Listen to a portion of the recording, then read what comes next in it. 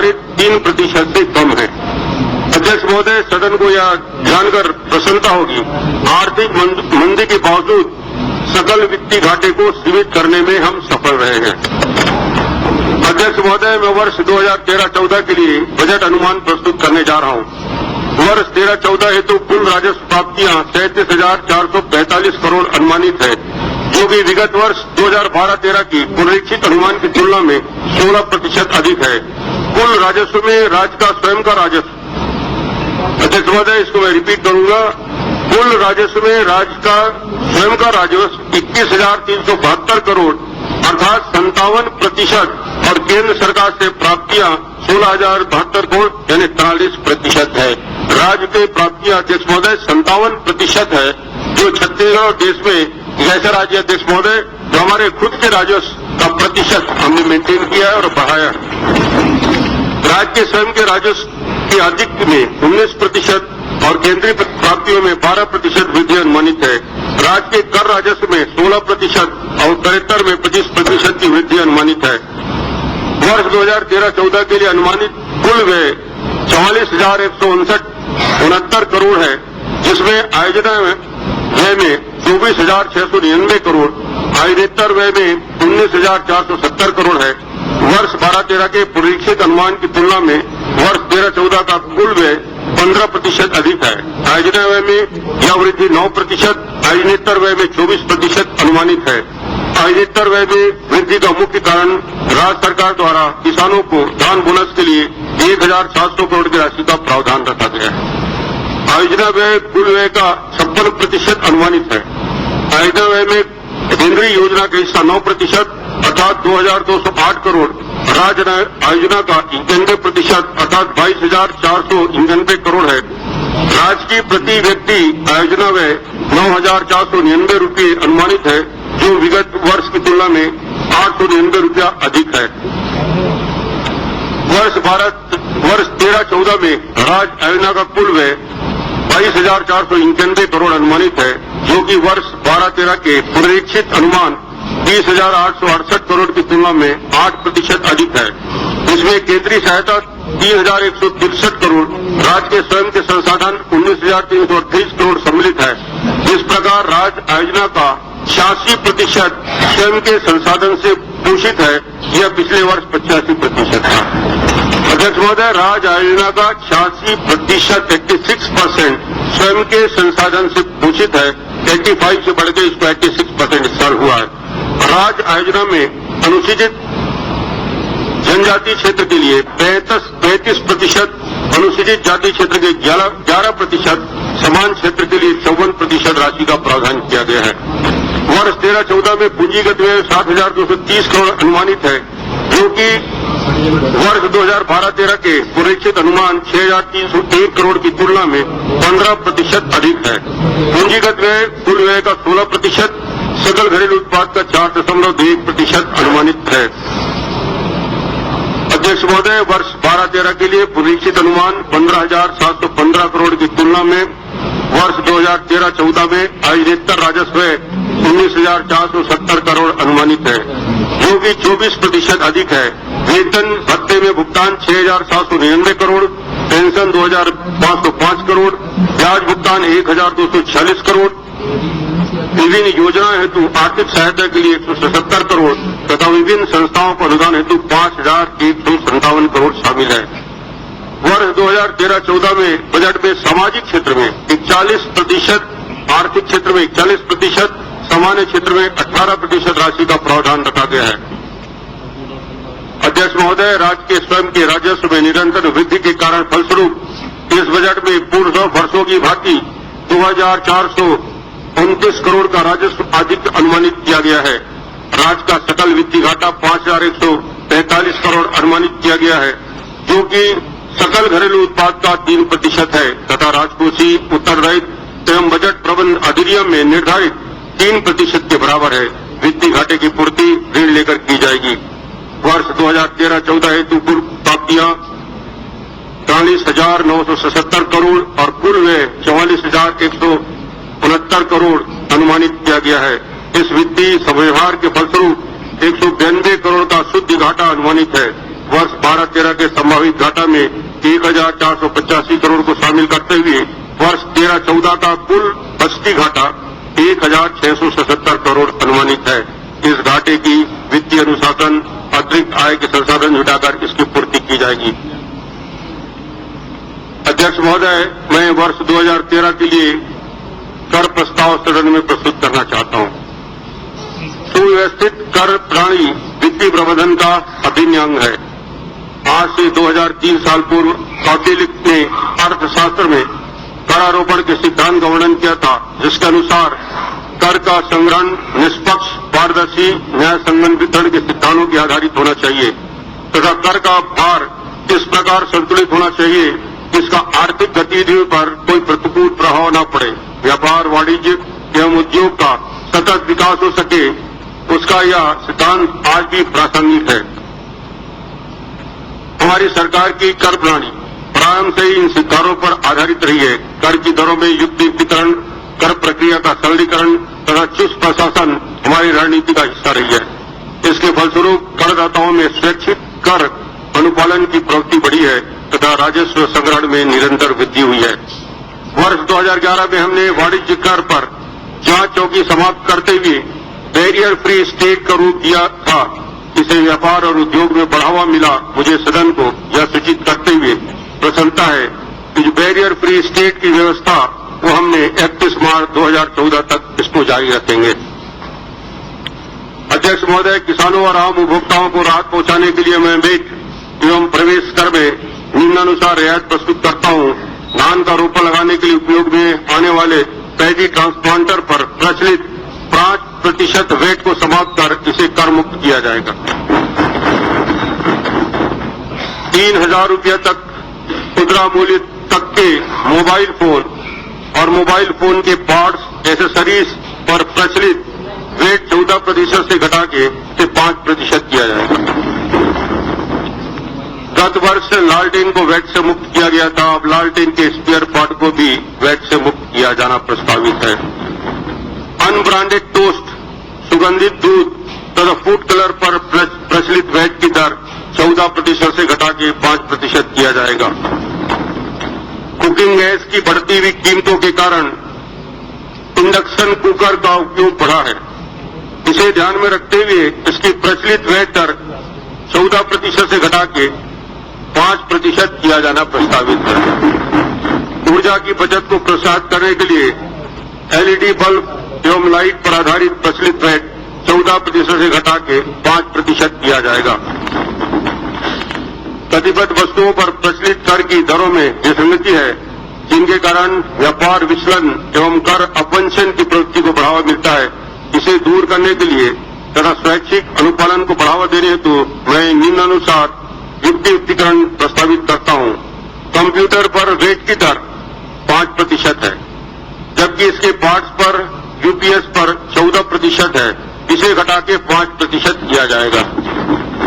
वैकल्पिक ऊर्जा के उपयोग में बढ़ावा देने हेतु गत वर्ष सौर जनित उपकरणों एवं कंपोनेंट को वैट से मुक्त किया गया था।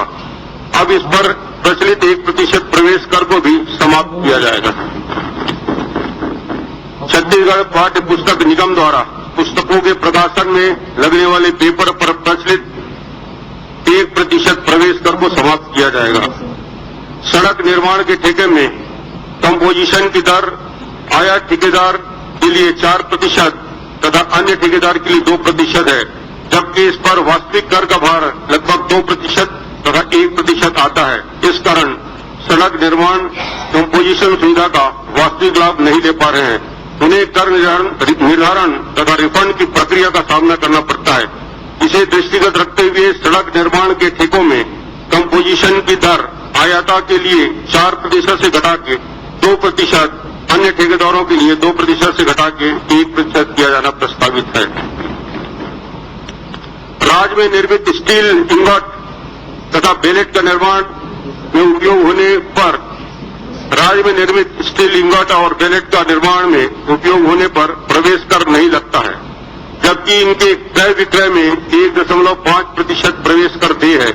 इंगोट और बेलेट का उपयोग अंततः रीरोल प्रोडक्ट के निर्माण में कच्चा माल के रूप में किया जाता है। इसे दृष्टिगत रखते हुए राज्य में निर्मित इंगट तथा बिलेट के क्रय विक्रय पर लागू प्रवेश कर को समाप्त किया जाएगा। मेडिकल ऑक्सीजन, नाइट्रस ऑक्साइड पर वेट की दर 14% से घटा के 5% किया जाएगा।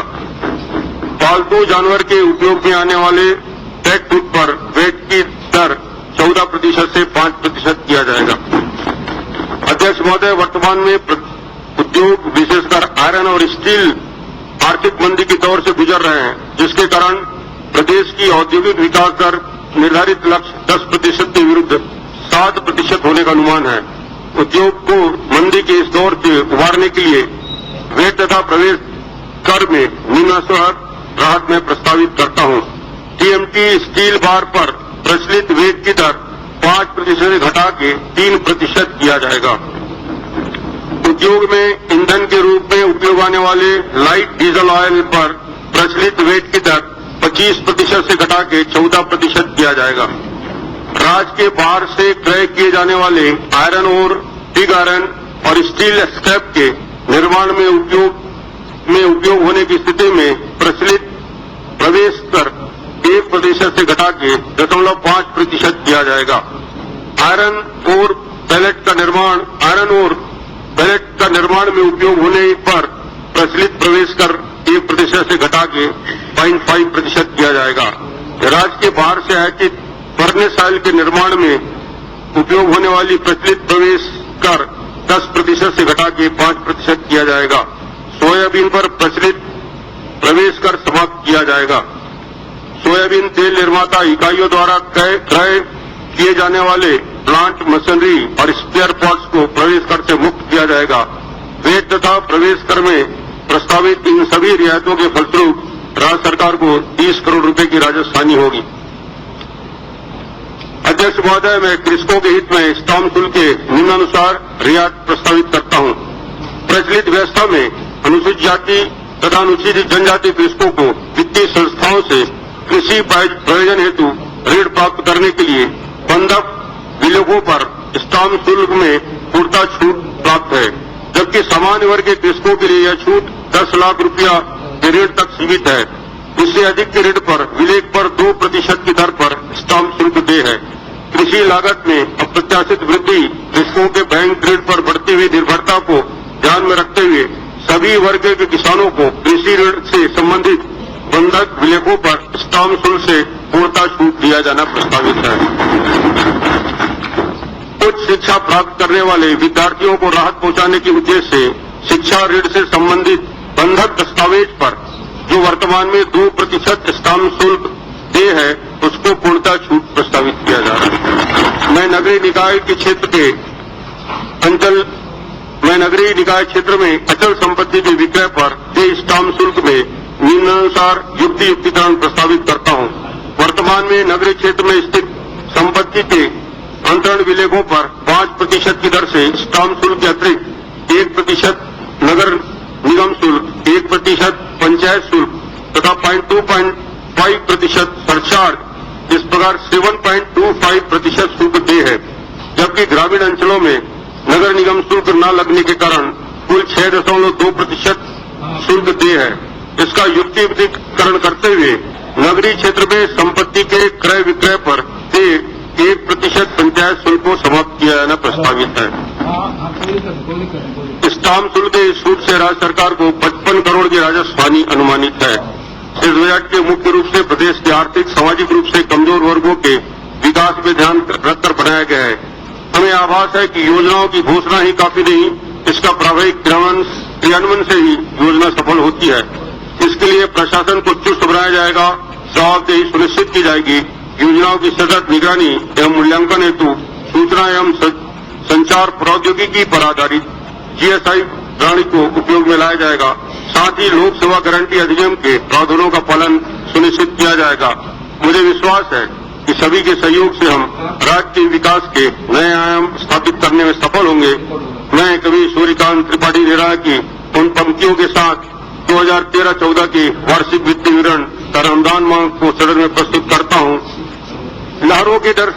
लहरों से डरकर नौका पार नहीं होती, हिम्मत करने वालों को कभी हार नहीं होती। कुछ किए बिना भी जय जयकार नहीं होती, हिम्मत करने वालों को कभी हार नहीं होती। बहुत बहुत धन्यवाद। निराशाजनक बजट है माननीय मुख्यमंत्री जी।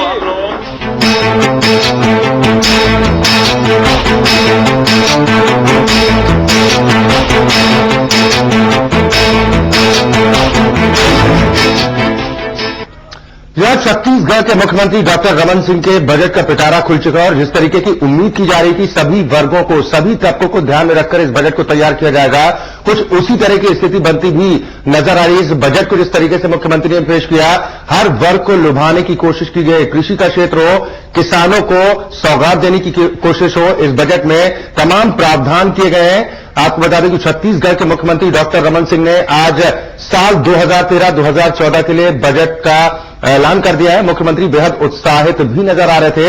हर तबके को ध्यान में रखने की कोशिश की गई, हर तबके को खुश करने का प्रयास किया गया। जिस तरीके से यह माना जा रहा था कि चुनावी साल है, जो लोक लुभावन बजट होगा, कुछ ऐसा ही बजट निकलकर सामने भी आ रहा है कि हर तबके को लुभाने की कोशिश की जा रही है इस बजट के माध्यम से।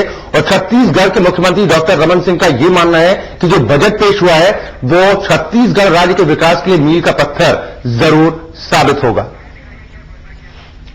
और आइए आपको दिखाते हैं कि आखिर क्या घोषणाएं मुख्यमंत्री डॉक्टर रमन सिंह ने की है। छत्तीसगढ़ के विकास को लेकर जो बजट आज पेश किया गया, मुख्यमंत्री खुद कितने उत्साहित हैं इस बजट को पेश करने के बाद। मुख्यमंत्री का कहना है कि जीडीपी में वृद्धि होगी। छत्तीसगढ़ बजट आज पेश हो चुका है। साल 2013-2014 का यह बजट है। पीडीएस की योजना के लिए 850 करोड़ रुपए निर्धारित किए गए हैं। अलग से कृषि बजट पेश किया गया, 8,542 करोड़ का यह बजट पेश किया गया। कृषि विकास दर में भी वृद्धि हुई है। इस बात को लेकर मुख्यमंत्री बेहद उत्साहित है। किसानों के लिए 37% ज्यादा बजट का प्रावधान किया गया। कृषि बजट में 8,542 करोड़ रुपए का प्रावधान किया गया। साथ ही किसानों को 270 रुपए धान पर बोनस का ऐलान किया गया। धान पर बोनस के लिए 1750 करोड़ रुपए का प्रावधान किया गया। कृषि पंपों के लिए भी राशि आवंटित की गई। कृषि प्रोत्साहन योजना के 10 करोड़ रुपए निर्धारित करने का फैसला किया गया। धान पर मिलने वाले बोनस में वृद्धि की गई है। 270 रुपए प्रति क्विंटल के हिसाब से बोनस देने का फैसला अब किया गया। इस बजट के माध्यम से 2,85,000 कृषि पंपों का विद्युतीकरण भी किया जाएगा। राज्य डेयरी विकास योजना की शुरुआत भी की जाएगी। रायपुर बिलासपुर में टिश्यू कल्चर केंद्र भी खोले जाएंगे।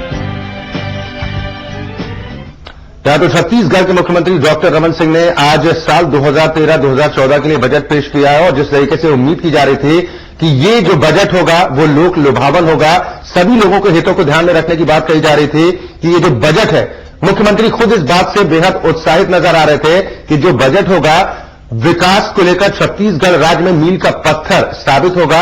विकास के नए आयाम गढ़ने की कोशिश जो छत्तीसगढ़ के मुख्यमंत्री कर रहे हैं, उनका साफ तौर पर मानना है कि बजट को इस बात को ध्यान में रखकर तैयार किया गया था कि छत्तीसगढ़ राज्य का विकास और कितनी तेज गति के साथ हो पाए, इसको लेकर ये बजट तैयार किया गया था। और जो घोषणाएं मुख्यमंत्री ने की है, निश्चित तौर पर लोक लुभावन ये जो बजट है निश्चित तौर पर लोक लुभावन है, यानी कि हर तबके को खुश करने की कोशिश की गई है। रुक करेंगे रायपुर का हमारे साथ दो खास मेहमान। ममता शर्मा जी जुड़ रही हैं, सामाजिक कार्यकर्ता हैं। सुबोध सिंघानिया जी हैं जो उद्योगपति हैं। बहुत स्वागत है आप दोनों का साधना न्यूज में। जी ममता जी, सबसे पहले आपसे जानना चाहूंगा, पिटारा खुल चुका है मुख्यमंत्री डॉक्टर रमन सिंह का। एक तरफ छत्तीसगढ़ के मुख्यमंत्री डॉक्टर रमन और दूसरी तरफ छत्तीसगढ़ की जनता का मन। क्या आपको लगता है मन जीत पाए मुख्यमंत्री इस बजट के माध्यम से?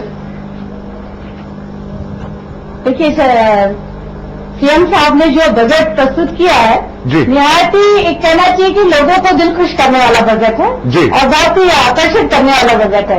लेकिन बात यह होती है कि हमारा प्रबंधन कहीं ना कहीं कमजोर है, क्योंकि आप इतने फंड आपके पास है, बजट का 50% आप यूज नहीं कर पाते हैं। इन द सेंस आपका मैनेजमेंट काफी कमजोर है। आपने सही समय रहते सही प्रोजेक्ट पे ध्यान नहीं दिया, सही उस पर अधिकारियों को आपने नियुक्त नहीं किया, या समय सीमा रहते हुए आपने ये नहीं सोचा कि आप राजनीति से हट करके जो अदर कमीशन है उसको स्ट्रॉन्ग करने के लिए किस दिन से आप अपने प्रावधानों को लाइनअप करें या उसका एक सही तरह से एक कॉन्फ्लिक्ट उस पर काम करवाने का प्रयास करें। तो यहाँ से आपने जो भी सदन में रखा हुआ है एक बहुत ही खुशनुमा बजट है, वो तब तक चाहिए जब तक कि उसको प्रॉपर लाइनअप नहीं किया जाए, उसको मूल रूप से जमीनी स्तर पर खर्च नहीं किया जाए और खर्च करने के साथ साथ में लोगों को एक उनकी व्यवस्था, उनकी रिक्वायरमेंट, उनकी मूलभूत सुविधा और आवश्यकता है, जब तक वो पूर्ति नहीं कर पाते हैं तो आपका ऐसा सुंदर बजट बनाना भी जनता के पक्ष में नहीं दिखता। बिल्कुल, लेकिन मुख्यमंत्री जिस तरीके से उत्साह से लबरेज नजर आ रहे थे, आज तो बजट पेश हो चुका है, पिटारा खुल चुका है, लेकिन इससे पहले जब मुख्यमंत्री से बात करने की कोशिश की गई थी तो उनका यही कहना था कि जो बजट तैयार किया जा रहा है विकास के लिए मील का पत्थर साबित होगा। आपको लग रहा है क्या वाकई में विकास के नए आयाम स्थापित होंगे जो बजट तैयार किया गया है इसके बाद?